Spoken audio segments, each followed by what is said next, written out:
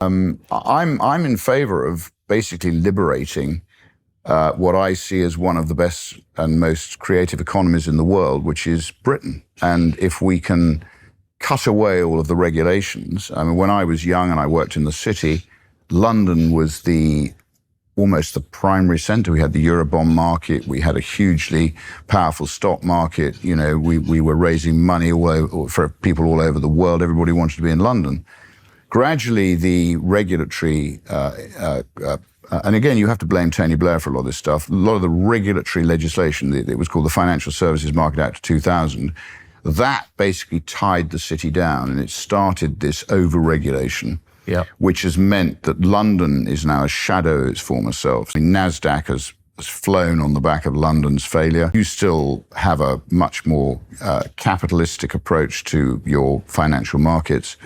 Ours are now so regulated that they've become arguably more interested in protecting the value of people's pensions than they have in matching risk capital with entrepreneurs, which is what they should be doing. Well, I think the British economy is in pretty bad shape. So he spoke very well about this, and it was happening in the 90s, really, when we were outsourcing our manufacturing to cheap labor countries. And he forecast what would happen, which is that we would become a dependency culture rather than a culture of innovation.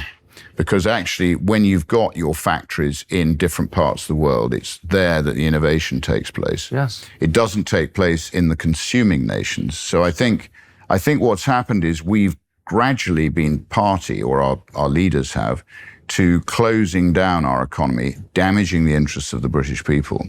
But the British people are still incredibly creative. I have every faith in their ability if they're cut-free.